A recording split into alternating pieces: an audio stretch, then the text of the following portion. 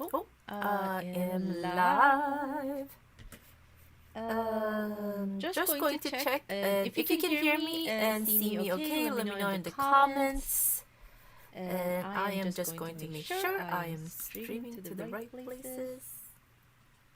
Look at my little lopsided bun.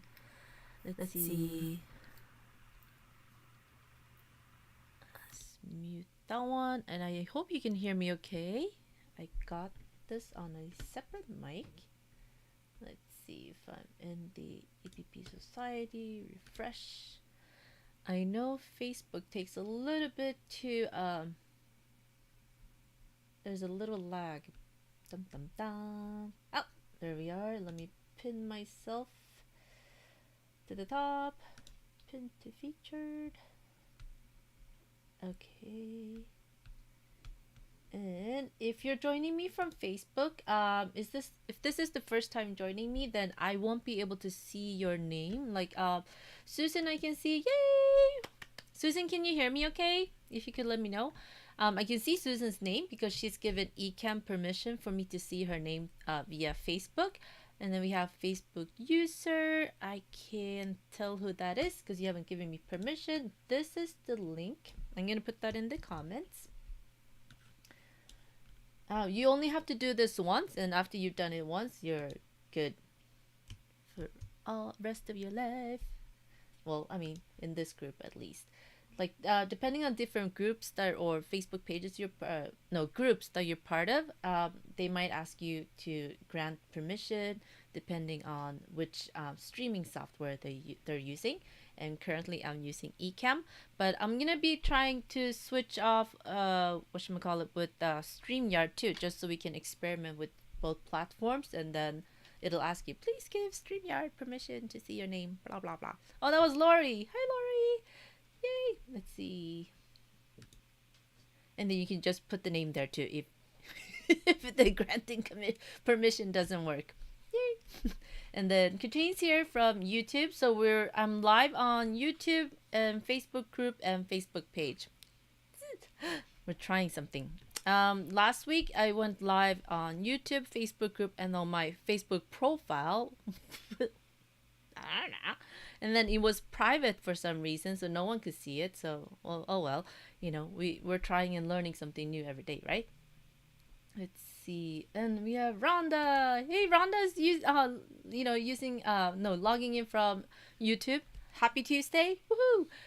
So nice. Have you guys noticed it's like starting to cool off a little bit? It's so nice. I'm loving it. Let's see. I'm gonna just check on my Facebook page that I am showing up there too. And I can pin it to my page. Let's see. Oh, hello, Kathy! Let's see here. Oh, there I am. And I am going to... Can I pin it on my profile too? There we go. Pin, pin, pin. Okay. Hooray! Alright, so I've gotten some questions about the different Linnéa variations of the new Sewalong pattern, right? That's starting on the 22nd. So I figured I'm gonna show those. Oh, hi Robin! Hello! And I'll be switching camera view so we can show you here. See? Yes, another cooler here in Ontario. Yes, it's starting to cool down, right? I came out one morning with my little doggies to walk them. I was like, ooh, this feels kind of crisp. It's like the first autumn fall air, right? It was so nice. And Kathy says it's going to be in the 90s next week up here in Western Washington while I'm camping at an event. Ooh, really not looking forward to it. 90s, yeah, it's kind of hot for camping, but it's better than too cold, right? Yeah, I'm ready for fall too. All the pumpkin spice lattes. Wait, maybe it's not so healthy, right? I'll have one this fall. Okay. Let's see here. And I did not miss anything. Oh, hello, Rosemary. Oh, I can see your name. I love it. Are you joining from the EPP Society or are you on my page? If you could just let me know. I'm guessing you're on the EPP Society group. Yay. Woohoo. Oh, yes, I see you in the EPP Society. Yay! Love it. See, I can go ahead and like your comments. I'm just double checking here. All right, so let me switch to camera view. Let's see here. There we go. Let me move my keyboard. And I will show you the different variations because I got some questions about what the differences are. And this time I can make it clear. So I just brought some of my samples that I've made over the years. So let's start with the this one is no valid one. Let's see. There's a couple of variations that I chucked out too because didn't make any sense. Let's see here.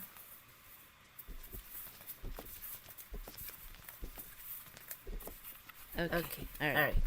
So we have three variations of the Linnéa flower pattern at this time. And let's start with the first one. This one's easy to see. So here you can see the flower petals. And then we have the pie centers, right? So you got six little pie pieces. And if you're in the EPP Academy, there's an echo. Hold on. There we go. Is it better, Katrine?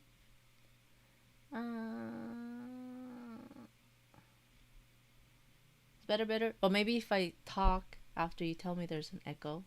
It should be okay because I muted. For some reason, when I switch views, the hold on, let me lock that in. Let's see. Okay, now it should be okay. I'm gonna lock it with just one mic. Let's see. That should change the settings. I'm gonna wait. Okay, Kathy says better. All right. I don't know why it turns off two mics when I'm switching views. I'm gonna go figure that out again. I thought I'd locked it. Okay, yay! All right. So we have this first variation here. So you have the petals, and then you have the little pie centers here. And like I was saying, if you are in the EPP Academy, or if you took the EPP Academy, you know we practice our little circles already, right? So you got a head start on this pattern. So all these little so you would need 6 little pie shapes to connect with 6 of the petals to make the whole Linnéa flower in this case, right? And then make your view bigger or make myself smaller. Hold on.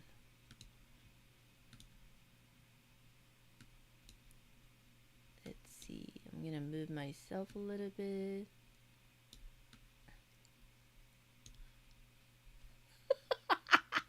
I just had to do that. Hello! Okay, let me move myself out of the way. Stop goofing around, Elise. Stop it! Okay.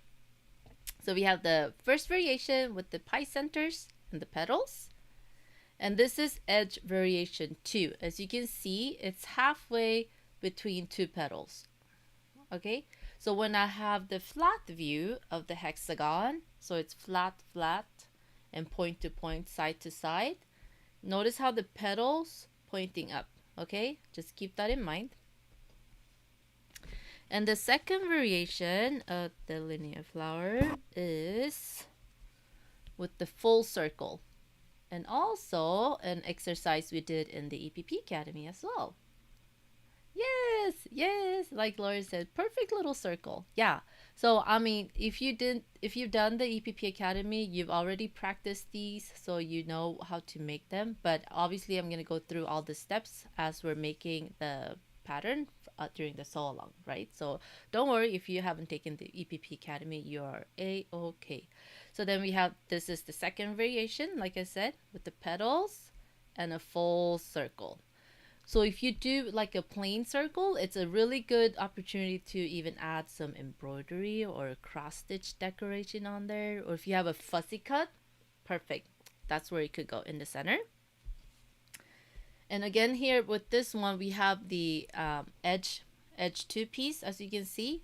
So it goes halfway between the 2 of the petals, which makes the flowers, when the flat hexagon is from top to bottom, the point, one of the petals is pointing up, okay? And then the third variation is the full, so it's like a cone. I don't know what else to call it. Like it's the petal and the center all in one piece, right? What I used to do with a lot of other EPP patterns, I would tape my pieces together to combine them into one shape instead of cutting two pieces like the petal and the little pie shape. I would tape them and make it into a full shape. So I thought, why not just create a full shape instead of having to tape two pieces together, right? Much easier. So this is the third variation. And on this one, if you look on the edge pieces, the Linnéa edge, this one is similar to the dilly flower edge, right? So those that have done the dilly flowers, these look familiar to you, I'm sure. Not quite as deep in depth, like how much space there's from the edge to the petal as the dilly flowers. But notice how when I have it on the view where the hexagon is flat, flat, top to bottom, and point to point from side to side, the petal goes side to side. See, it's not facing up like this one.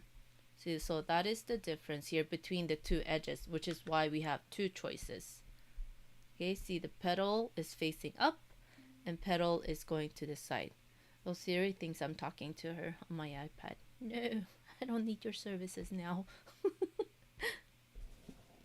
And then here on this, you can see it has this one is like, don't look at it too much. It makes you kind of dizzy. Oh, no. I don't, even sewing this one together, it was so dizzying. It's like, oh my god, why did I choose this fabric? But here you can see that the edge 2 variation makes it so that the petal, the cone shape, is facing up on the flat side of the hexagon, right? Versus this one, the petals are going side to side. I hope that makes sense, explaining the difference. Let me know if you have any questions about that. And for this, I had to do something fun just because, you know, when you're making samples, that's what you do, right? So I made this variation. It makes me dizzy too to this day. So you can have a lot of fun with, you know, striped fabric for these templates, especially the cone shape, kind of like makes you go dizzy. If you want to feel a little woozy now and then, perfect way to go. So here you can see it's also the edge 2 variation here. So you have the petals facing top down and the flat edge, right? So these look the same. So when you combine them, I think like a whole quilt would be kind of fun to make, but I think I would get really like motion sick. I get like a little dizzy looking at it now too. So let's put it away. Let me put that to the side. And let's see. So for the pie, so this one is another pie variation, but look, this is the edge 1 or edge, just the original edge version. I started with this kind of edge, the edge 2 variation, and then after I was tinkering with the dilly flowers and came up with this edge, I was like, oh, that would actually work for the Linnéa too, right? So that's how that came about. So how you can see the differences here. So I like to have in the pattern, if you've seen the cover too, cover image, have you seen it? Yeah, I think you've seen it. You can see that I varied the flowers in the blocks so that some have the petals facing up because we have the edge 2 variation, and some have the petals facing sideways and being split in the center because we have the edge 1 variation. Okay, so you get a little movement with the flowers moving throughout the whole quilt pattern. So they're not all just, what is it called? Static, like one way. So it has a little more movement. Boop, boop, boop. And depending on the way you fussy cut, it's going to make a huge difference in how it'll look as well. So lots of fun opportunities here. Ooh. Oh, my mic almost fell over.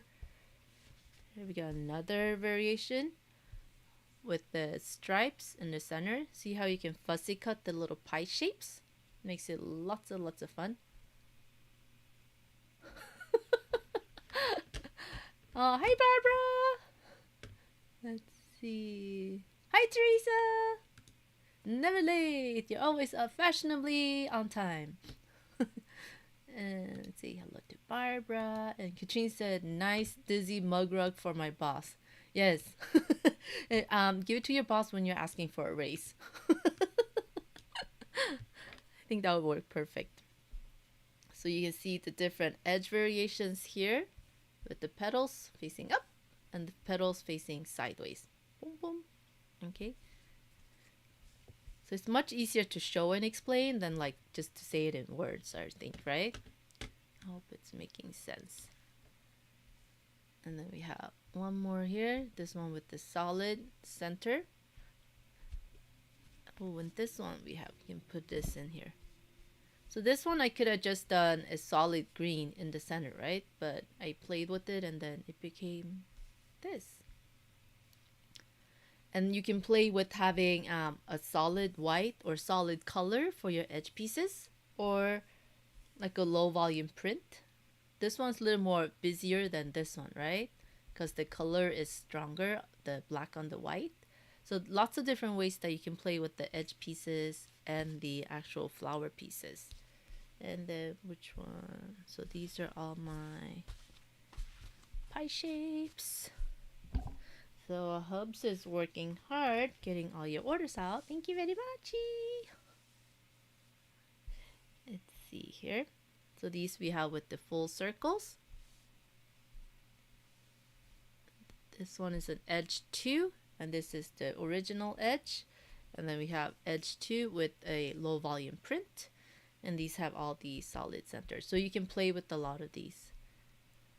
This one I had a lot of fun with. See how the fabric looks textured, but actually print with like tone on tone. What would you call that? Like crosshatch? Crosshatchy kind of print. I think that one was from Moda too, if I don't remember wrong. And speaking of fuzzy cutting, you notice that what was that one? I didn't really fuzzy cut many of these, but I did fuzzy cut this. I mean, the centers obviously, right? And then I fuzzy cut these little petals with the strawberries and little blossoms. Yes, but what you can do too is actually fuzzy cut. So these I only have the flowers. I didn't attach them to an edge yet. See, this is all from one print from Tilda. One print in 3 different colorways. And oh, yeah, so you can fuzzy cut and see how you get a whole different effect. And these actually I want to kind of embroider or even just do big stitch quilt lines, like little big stitch lines around it in circles. In the circles, I think that would be really cute and match the colors to like the pink, green, and the blue. So that's what I'm kind of looking forward to. So this is what I played with. And like I said, if you've done the Dilly Flowers with me, you already know my the way I like to attach my centerpiece to rounded pieces here, right? Same with the concept on the edge pieces here, right? Remember? But if you're new here, like I said, do not worry. I'm going to show everything step by step during the sew along, so you're not behind or missing out or anything, okay? So we have that. And then we have more flowers here. And like Susan said, wow, you almost have a quilt already. Susan, I actually have a quilt ready. And it was so funny because I was talking to a friend of mine. Because the fabric company that actually sent me the fabric to make my original sample quilt with, they're no longer in business, but it looks like I don't know if they were if they changed business name or they were acquired by a different company or what happened. I don't know the whole story, but I'm seeing some similar prints to the ones that I used in my original, so that's super fun. But those aren't coming out until November, so yeah, it's gonna be a while. But I'll show you my full quilt too. So I got more samples here. See, like when you start one, you can't stop. It's like what are those commercials with the Pringles chips? You eat one, you can't stop, right? And that is so true. Same for these.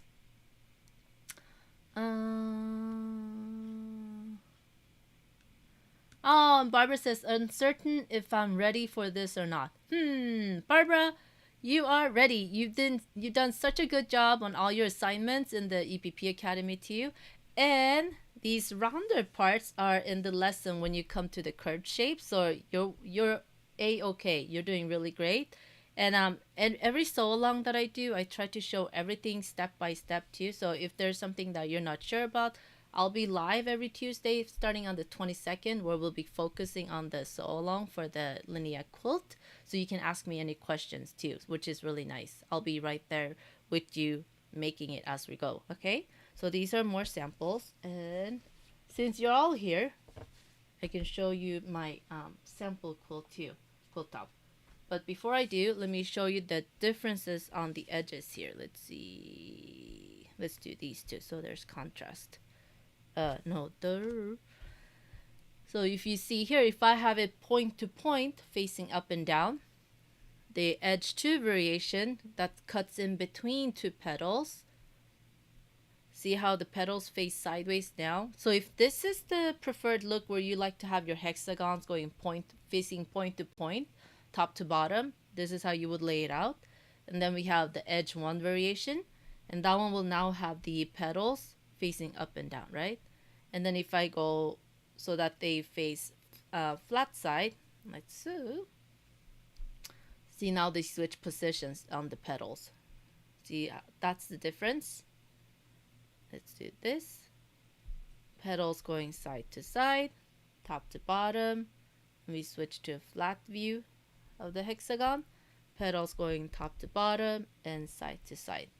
So this way, mixing the two different edge types, edge variations, you get a little more movement in your quilt. Okay, all the flowers are not just facing this way or that ways. Okay. Let's see. Let me whip out my sample here.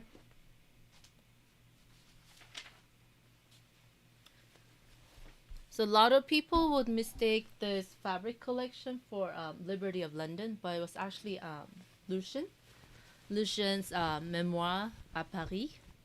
That was their fabric collection name. So I just have my borders to sew on here. So obviously I refined this patterns because this was made almost 7 years ago already. Can you believe it? No, 17, 18, 19, 20, 21, 22, 23, 6 years ago. I made it in 2017-ish, and now this fabric collection is no longer, but you can recognize some of these prints I used in the other samples. Let me whip that around. And because this was a sample I made, I didn't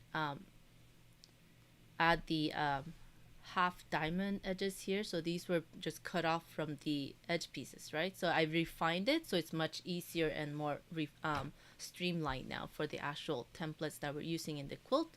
So for all of those of you that ordered the quilt kit, you're getting the actual half diamond and quarter diamond pieces, so you don't have to piece together edge pieces like this. Ta-da! Yay! And this fabric translates much better in live like this. Like, I tried to take photos of it, but it's super hard. Like, I'd never get a really good view. But here you guys get a sneaky peek. I'll try to take a full size quilt view. Is that what it's called? No, like, yeah, on a nice wall somewhere. I gotta get a nice photo of this. So I got all my flowers pieced, so I'm like way ahead of you guys, right? But I'm gonna be making more flowers as we go during the sew along anyways. So I'd probably be making a little mini quilt, at least something smaller. But yeah, so having all these little flowers together is like my little flower garden, right? Barbara, it's about, what do I put, 50 by 60 with I'm gonna add 5-inch solid borders on this, just to kind of hold everything, all the edges in piece, so I don't just bind over it. So with 5-inch borders, it's about 50 by 60. So it's not huge. It's a little cute lap size quilt, but you could just repeat your flowers if you want it to be bigger, because you remember you can always reuse your papers, and you don't have to leave them all in when you're making this project, right? You can take some out and make some more flowers to add on to it if you like bigger ones. Jen! Ah! You're on Facebook. Woohoo! That's my friend. Hello. Let's see. I think I answered Barbara's question. Let's see here.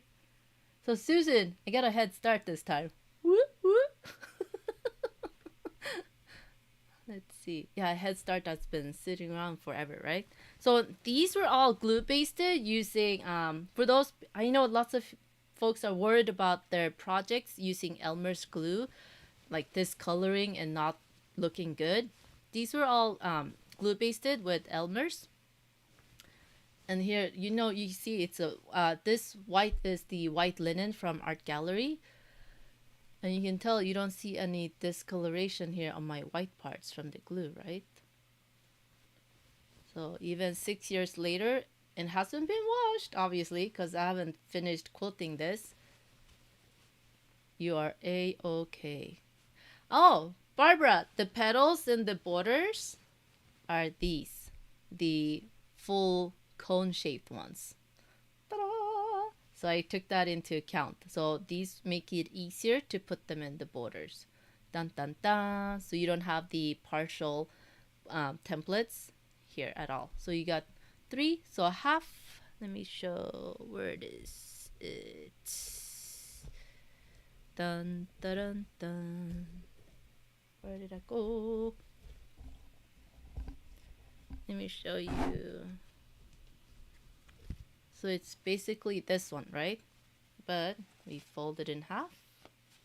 And then you have the half flower on the border. So for the flowers, you don't lose anything on the edges here. And like I said, the pattern's been refined from this original sample where I just cut the edges. So now all the quilt pattern kits, the full kits for the quilt, they'll get the quarter diamond and half diamond templates included with the paper kit. Like, see, this one are the partial edges.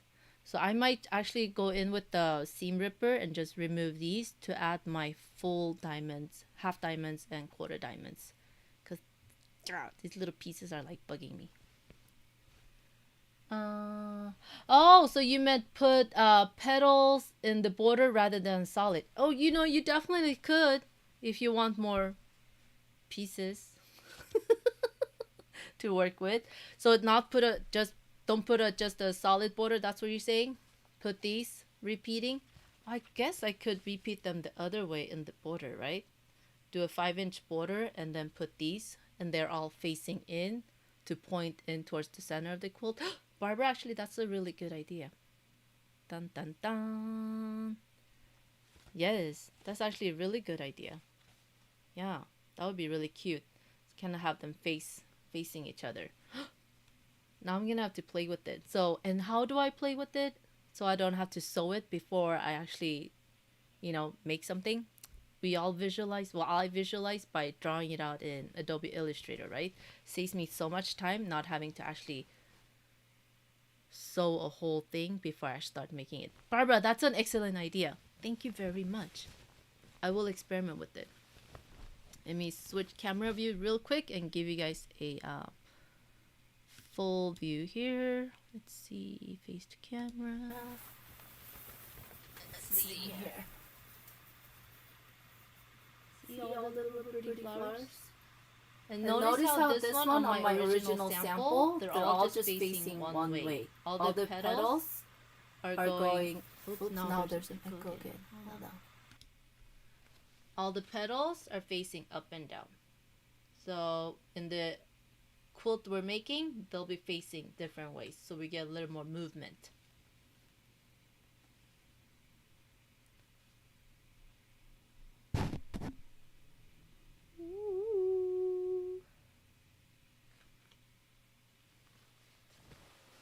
So I'm excited to get started. So August 22nd is the start date. So I know. Let me lock the mic here too. Dang it. There we go. Let's see here. Let me see if I missed any questions.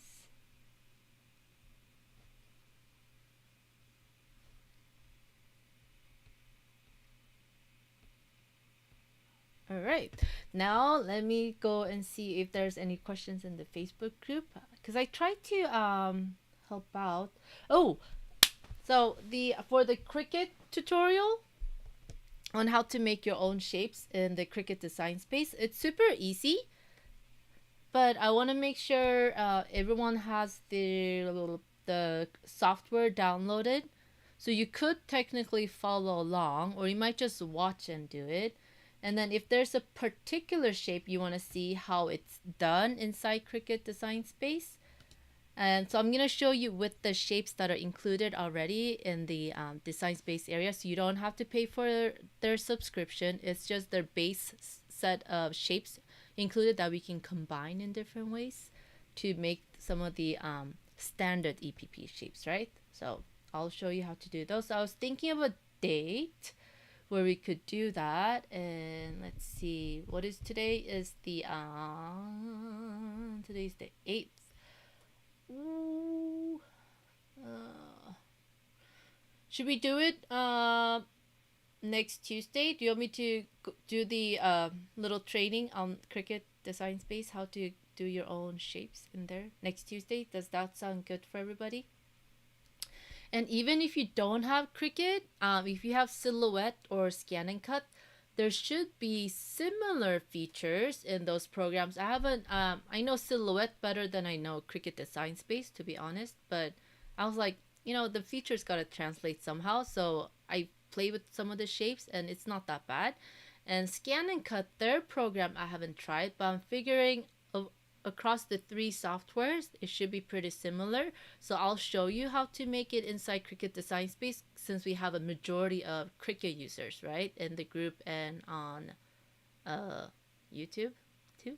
But do vote, because I'm a Silhouette user myself and I much prefer their software. I think it's more intuitive than the Cricut design software, but I'll show you in Cricut Design Space. Yes, you'll be able to catch it afterwards too, Kathy. You don't have to, you know, do it as I'm doing it with you. So because I think once you know how to do the basic shapes, you're off to a good start, and then you can decide if you want to fiddle around with more advanced shapes. That's not necessarily included in Cricut Design Space, right? Or any of the other softwares for free. So some you might end up having to buy if you don't want to fiddle with making it yourself, or join the EPP club where you get all the templates. Shameless plug. But I'll show you next Tuesday. Let's make a date. I'll show you next Tuesday how to do it in Cricut Design Space, and that way you'll be able to confidently play around and scale them up or down depending on what kind of standard EPP shape you need. Yay, next Tuesday, woohoo! Hello, Salsa! So next Tuesday, Salsa, you just missed it. I'll be doing the Cricut Design Space, how you can do your own templates, design your own templates in Cricut Design Space, starting off with the base shapes that are already included for free for you. It's just a matter of combining and cutting them a little bit, and then you're off to a good start. And then if you're using Silhouette or Scan and Cut, for those of you watching inside the EPP Society, do let me know in the comments so I can see if there's any, what would you say, like feature translation differences to the different softwares that might be called a different word or found in a different setting on those 2 softwares. It's always something I can look up real quick.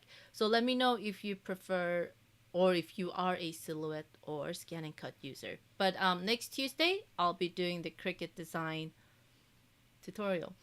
And you're gonna be like, oh, this is so easy. Why didn't I use it before? And did you see all those people that still have their cutting machines inside their box? Or outside the box, just sitting and waiting to be used? We're gonna put a little good peer pressure on everyone. Get those cutting machines out of their boxes, or dust them off if they've been sitting on your desk for around a few years. Let's put them to work, because once you start cutting your EPP templates with those, you're gonna be like, oh, this is so much faster.